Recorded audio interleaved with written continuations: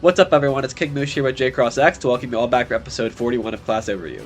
For those who aren't familiar, the Class Overview series is a collection of informative videos where we'll be discussing the different classes in Fire Emblem 3 houses. We'll be going over general information about each class, like their certification requirements, stats, abilities, and their overall strengths and limitations, determine their viability and what units are a good fit for each class. As per usual, these videos will be gameplay focused, so there shouldn't really be any major spoilers, but I advise you anyways to watch at your own discretion, and if you haven't played 3 houses yet, you absolutely should. This episode will be focused on the Wyvern Lord class. It's an 8-move class with the flyer movement archetype, so it will be unaffected by any terrain penalties or benefits while mounted. It comes with 3 class abilities, the first of those being Axe Bearer, which increases the damage deal with axes by 5. Like other mounted classes, it has Canto, which allows you to use any leftover movement after performing an action. Finally, it comes with Avoid plus 10, which raises your unit's Avoid by 10. In order to certify for Wyvern Lord, in addition to the standard requirements of a Master Seal on level 30, your unit will need at least an A rank at both axes and flying, as well as a C rank in lances. Since there's 3 different requirements though, there's definitely a lot of flexibility to gamble with a bit lower if one of those is difficult for your unit.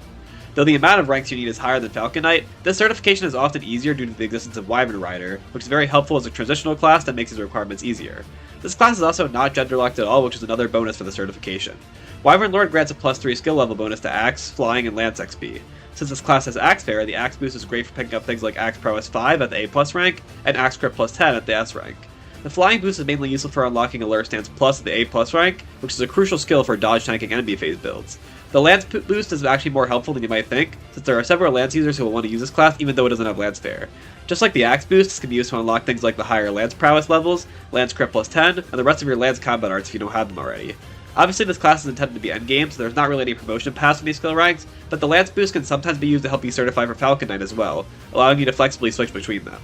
Following a similar trend to a lot of classes recently, the base stats aren't too impressive with maybe one exception, being speed. As we mentioned in the last episode, the 20 base speed is tied with among some of the faster classes in this game, being Falcon Knight and Barbarossa. Speaking of Falcon Knight, the bases for that class are almost identical to this one, the only difference being res, which drops from 14 to 12, but defense being 15 instead of 13. This barely makes much of a difference since both aren't particularly high anyways, and as such the base stats are on relatively equal footing. The 32 in HP, 18 strength, 14 dex, 12 luck, and 10 magic are all very average if you're coming straight from Wyvern Rider. It's very unlikely you'll receive a boost to most stats given those classes' bases are barely worse. As for growth rates, they're actually solid and have quite a few standouts. The main appeal is definitely the plus 15% growth modifier to strength, tied for the highest in the game with the only 2 other classes, one of which is unit exclusive. Those classes are both Warrior and Barbarossa, and the strength modifier and their stats overall were a solid point in those classes' favor, and the same applies here. The class also boasts relatively standard physical growths across the board, but mostly in important areas, including a plus 30% modifier to HP, plus 10% to speed, and somewhat negligible but still appreciated plus 5% boost to charm and defense. The only thing this costs is a minus 5% growth penalty to magic. This can be annoying if you want to use magic combat arts in this class, but overall a 5% modifier isn't too impactful even if it's over a long period of time. As for boosts, this is definitely where the class shines the most statistically. Wyvern Lord boasts a somewhat appreciated plus 2 to HP, plus 1 to dex, and plus 3 to defense. These boosts don't change while mounted or dismounted, and are somewhat helpful even if they aren't too noticeable. As for the other boosts, Wyvern Lord is complemented with a very hefty plus 4 to strength. The only class in the game outdoing it in that regard is War Master with an absurd plus 5. The only class that ties Wyvern Lord is the unique class Death Knight, so it still has an edge on the majority of classes in the game in terms of strength. Despite this, it still has a very nice speed boost that sits at a plus 4 as well, providing ample bonuses to some of the most important stats for physical units. These boosts are both downgraded to plus 2 when dismounted, which are still solid, not too big of a deal since you generally only dismount in specific scenarios so you can maintain better move and access to Canto. Generally, the boosts are just in a great position, providing plus 4 to 2 of the most appreciated stats for physical attackers, while also being supplemented with other minor boosts in different areas with no stat penalties either. Overall, Wyvern Lord is a strong class statistically, and definitely supplements a lot of units given its mixed spread of good speed and great strength. Once you master Wyvern Lord, you unlock the equipable ability Defiant Critical. This is another Defiant skill like Defiant Avoid in the previous episode, meaning it only activates when your unit's HP drops to 25% of their max HP or below. This can be a difficult threshold to reach, but it can be made easier by taking advantage of things like Devil Weapons or the Hero's Relics on units who don't have Crest in order to inflict self-damage. When it does activate, it grants a massive plus 50 buff to a unit's critical stat, making it significantly more consistent to get critical hits. At first glance, this ability seems very similar to Wrath, which also provides plus 50 crit, but at a more forgiving HP threshold of 50% instead of 25%. However, Defiant Crit has the advantage of also working in the player phase, unlike Wrath, which only works in the enemy phase. You can even stack these two skills together to essentially guarantee crits in the enemy phase, but this is often overkill. It does come with the benefit of being able to use higher might weapons instead of killer weapons though, since your crit chance is already high enough. As for player phase, Crits can be pretty much guaranteed when pairing Defiant Crit with things like Axe Crit plus 10, a Killer Axe, and the Universal Combat Art Smash, which grants plus 20 crit. Overall, this can be a very potent tool to increase a unit's damage output and kill power. It does have the same major issues as the other Defiant skills, the first one being that the activation condition is difficult, especially on Wyvern Lord itself since it's the flying class and therefore cannot take advantage of guard adjutants to safely lower its HP. More importantly, it is not available until extremely late in the game, so you need to master a master class, which requires level 30 and a massive amount of class XP. This makes it awkward to build around since you will only realistically have it for a few chapters at most. That being said, we personally think that if you are going to use a Defiant skill, Defiant Crit is one of the best ones. The plus 50 boost is just so significant that it can be build defining on its own, and only gets stronger the more you build around it. It helps that any unit, maybe with the exception of support units, benefits a lot from higher crit rate, unlike an ability like Defiant and Void, which is only useful in dodge tank builds. Wyvern Lord is among the upper echelon of classes in this game, and it has many strengths to warrant this. Similar to Falcon Knight, one of Wyvern Lord's biggest strengths is the movement that the class has. Bearing 8 move with Flight, it's tied with a select few classes for the highest movement in the entire game. Given that it's mounted and also has Canto, the positional flexibility and effective range of Wyvern Lords are pretty ridiculous. In addition to this, they are also able to fly over inaccessible terrain to pick off enemy units while escaping safely with much ease. As I mentioned earlier, its stats are also very good. It's got decent boosts and growths for bulk while having some of the best offensive prowess in the game with great strength and speed. Units who are more inclined to double will appreciate the massive plus 4 to strength, while the plus 4 to speed makes it easier for them to do so. If a unit needs a slight bump in either stat to really excel, it's pretty easy to shove them in this class and watch them wreak havoc. Even if axes are slow and heavy and the class inclines you to use them, no one is stopping you from using lance or even swords either, given that the boosts and mobility are just that good. Speaking of the class's preferences for axes, while Wyvern Lord isn't the only flying axe fair class in the game, it's definitely the best statistically and as such has a relevant use case for units who want to promote directly from its predecessor, Wyvern Rider. Additionally, while slightly worse for dodge tanking compared to Falcon Knight, it still has innate avoid plus 10 and a good speed boost. For enemy phase units, you can either go Wrath Vantage or a more dodge tank focused setup with Alert Stance Plus, and can still work in a very effective manner. Honestly, any weaknesses we list for Wyvern Lord are going to be a stretch. The biggest issue is just the general weaknesses of flying classes, which includes their weakness to bows, and more importantly, their limited selection of battalion options so they can only use flying battalions, as well as only being able to use attack adjutants instead of heal adjutants or guard adjutants, which are by far the most useful type of adjutant. The battalion and adjutant issues are definitely significant, but the bow weakness is very manageable with shields or good usage of dismounting. Compared to Falcon Knight, its closest competition, Wyvern Lord is also more vulnerable against enemy mages due to a lower res stat, but it's not too significant of a difference in this game. Axes are overall a great weapon type in our opinion, but sometimes there can be some issues with them, namely their lower accuracy, which can be a bit of an issue on units with low dex growth, and their high weight, which can make them harder to double with on speedy units compared to the lighter weapon types. Of course, they also have a great advantage due to being the highest might weapon type, and there are ways to play around all these weaknesses, but it's something to keep in mind.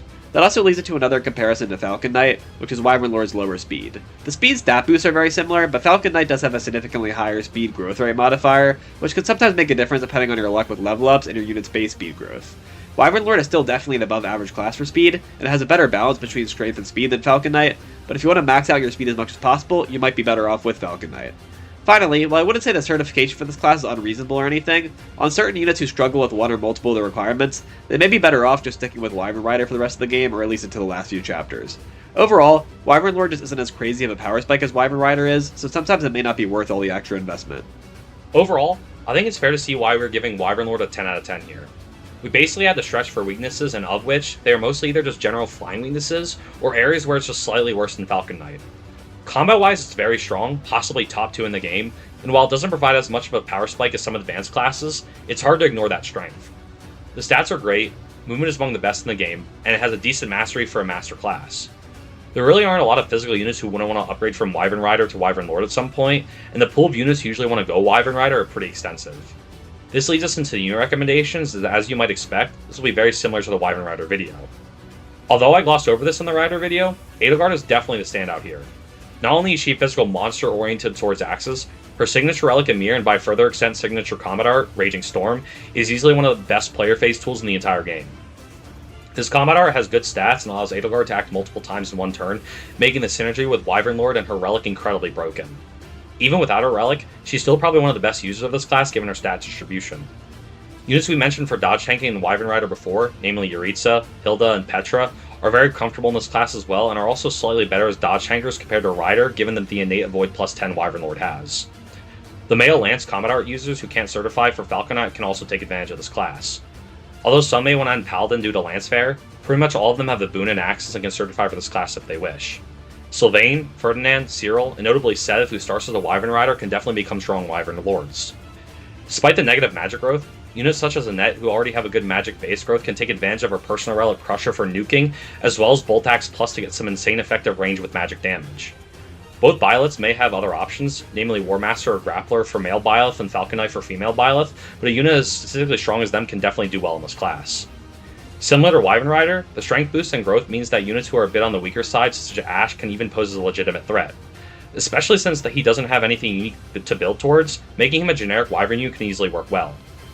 Gilbert and Caspar also fit in a group of similar units, as they also don't have anything incredibly unique to build towards, and because of this, Wyvern Lord can serve as a perfectly fine endgame option for them. Overall, there are barely any units we wouldn't recommend. The only group of units I say you wouldn't want to make a Wyvern Lord is those that you'd rather keep the spell list on, Claude, who has his own personal flying class that's arguably even more broken, and Yuri for the comical reason of having a Bane in all 3 certification requirements being lances, axes, and flying. I don't think it should be much of a surprise that Wyvern Lord is going into S tier. I don't think it's insanely strong for his time as Wyvern Rider or Pegasus Knight were, but it's still an objective upgrade from those classes in terms of performance, so it wouldn't make sense to knock any points off based on that. We also think that it is without a doubt the best master class in the game, and among the very best classes in the game in general. There are more units whose ideal endgame combat class is Wyvern Lord than any other class in the game. Falcon Knight does have some advantages over it, but overall Wyvern Lord is just better for the vast majority of units. The poll results on my channel definitely back up our opinion on this, since Wyvern Lord has 72% of the vote, far ahead of Falcon Knight, which is the remaining 28%. Many of the comments highlighted the advantage of Wyvern Lord not being gender locked, as well as having a more logical promotion path through Pegasus Knight and Wyvern Rider. Though there's also people who think Falcon Knight or other alternatives are more fun, and they're bored of using Wyvern Lord. I can definitely understand that, since Wyvern Lord is such a good option on so many units that I get really repetitive using them. 3 Houses is arguably the best showing of them in the series, which is impressive since they've been strong in so many games. Still, I do think the fantasy element of riding a Wyvern into battle is cool enough that I can still have fun with this class. Because they're so strong, they also have a lot of build versatility.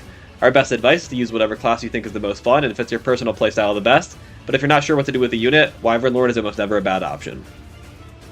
That's basically all I have to say about the Wyvern Lord class. If you liked the video or have any thoughts of your own, please leave a like and make sure to comment. I also recommend checking the description if you're not already subscribed to both of our channels. Stay tuned for episode 42 on JCross's channel, where we're moving on to the next masterclass, Mortal Savant.